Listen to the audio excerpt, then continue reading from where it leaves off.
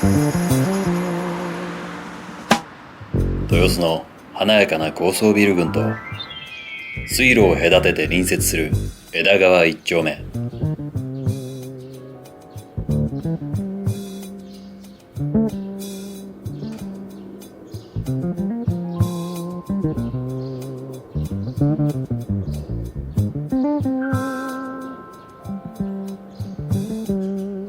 ここにはデリケートな歴史的背景を持つコリアタウンが存在している。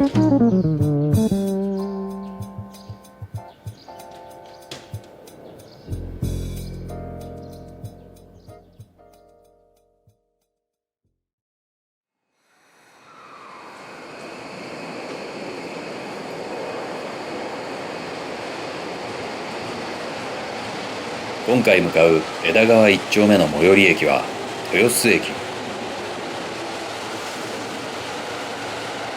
実は東京メトロ有楽町線の駅は今不思議な状態になっている。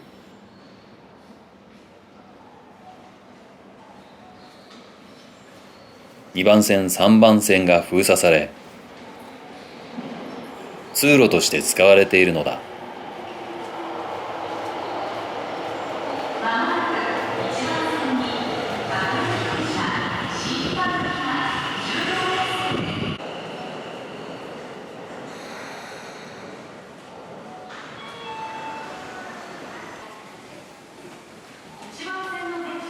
線路やホームドアは残っているので、ちゃんと線路の上を歩いている感覚がある。ちょっと不思議だ。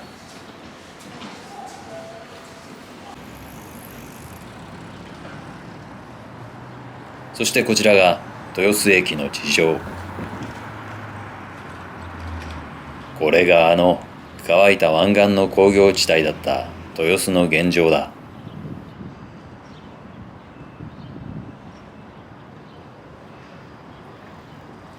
いつの間にかタワマン乱立地帯になり、タワマンの回数による価格差が顕著であることからタワマンカーストなんて言葉も生まれている。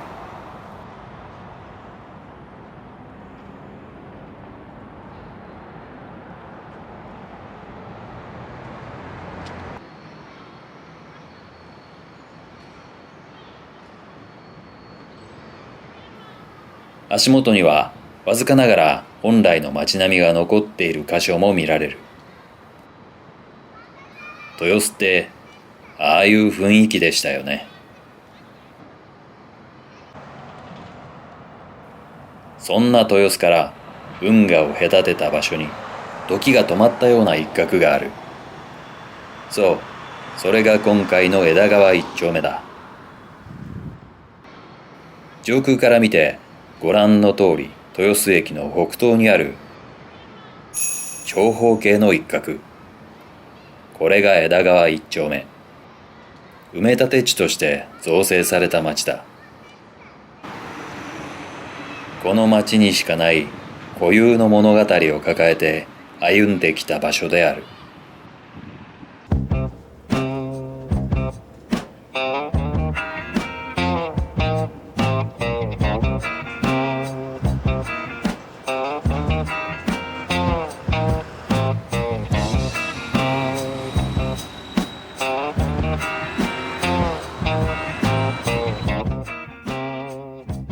この町の成り立ちには歴史の荒波が深く関わっている。戦前の東京オリンピックの開催にあたり、当地への移転を余儀なくされた人々。今も静かに語り継がれるコリアタウンとしての歩みだ。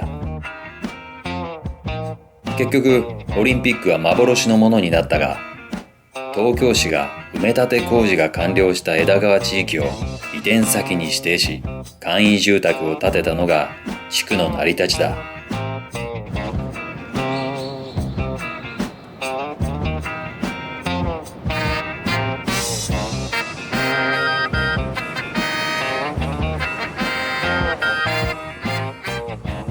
私が個人的にしみるのは、どこにルーツがあるかより、ここでどれほどの年月火を灯し食卓を囲んできたか。路地に染みついた焼肉の匂いや軒先の植木鉢には、暮らしてきた人々の日常が等身大のものとして伝わってくるのだ。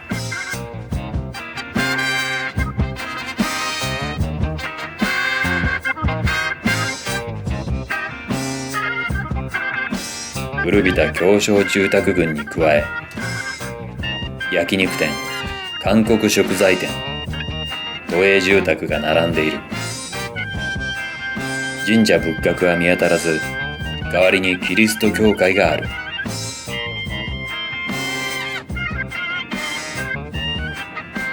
実に味わいのある下町的路地。思い描いていた昭和の暮らしそのものだ。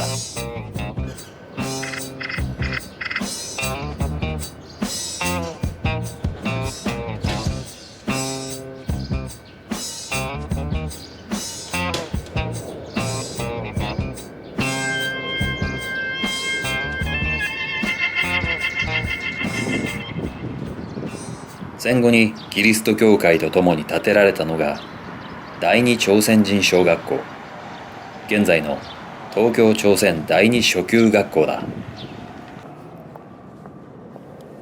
こちらは長年都有地を無償貸与していたことで、東京都が土地の明け渡しを求め訴訟を起こした。この裁判は学園側が都に使用料を払い、期限付き契約の形で決着。そのタイミングで校舎は真新しいものになっている。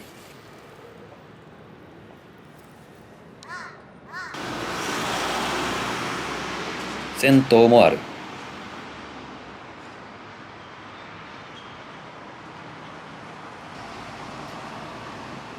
豆タイルやカラーリングがかわいい。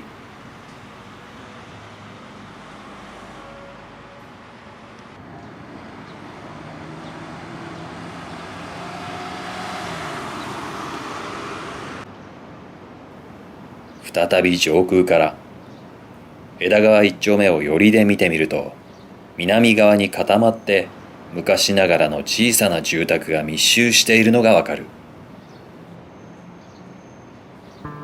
一丁目の南部は周辺への道路が架橋されず閑散としていた。現在も昔ながらの風景が南部に固まって残っているのもそのためだろう。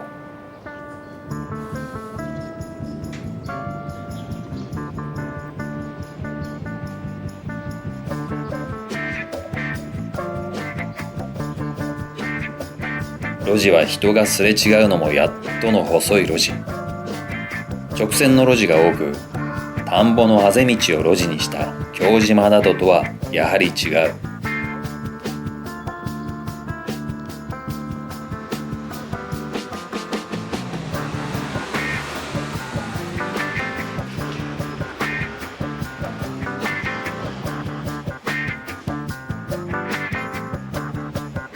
これキムチ用だろうか。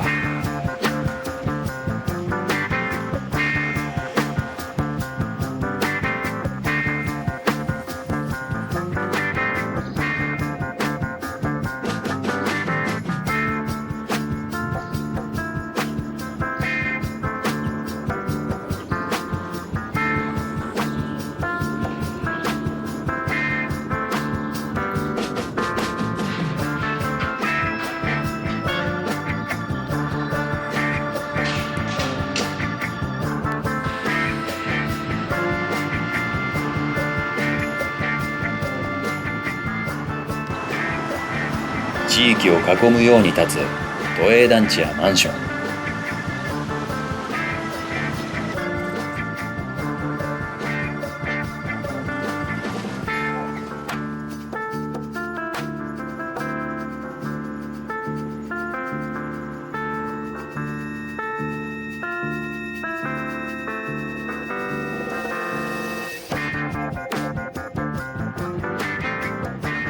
一番古い都営枝川一丁目第一アパートは1972年竣工。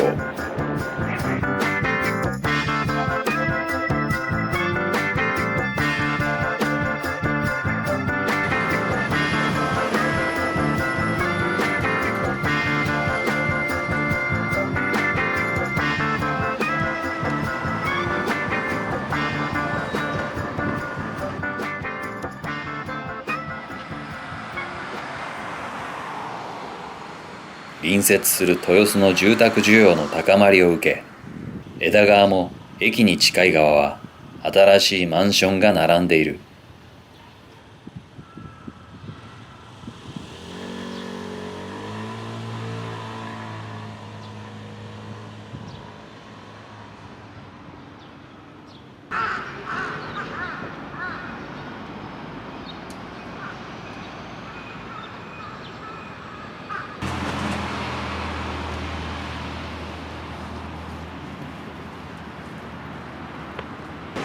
2丁目3丁目の境には首都高も通され、交通量も急増。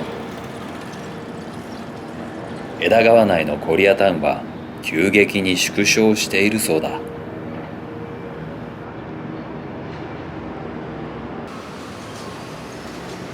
こちらは朝凪公園。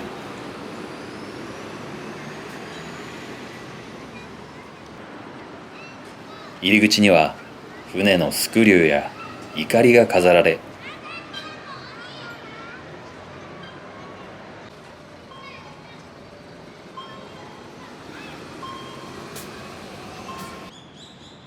公園内にもスクリュー。これ実際使ってたやつかな。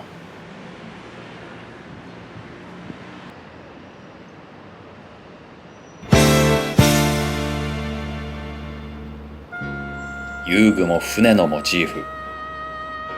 とっても綺麗で楽しそうな公園だが、さっきの時が止まったような街並みとはとても同じ地域と思えない。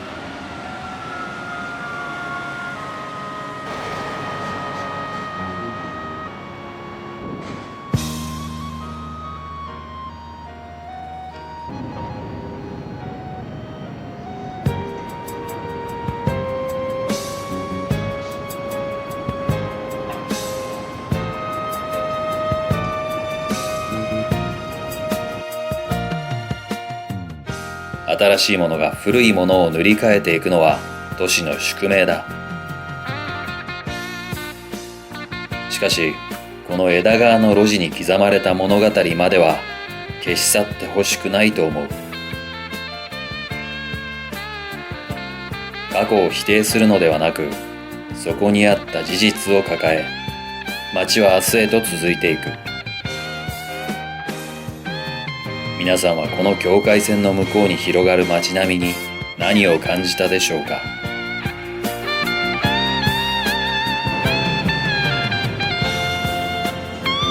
冒険の旅はまだまだ続く。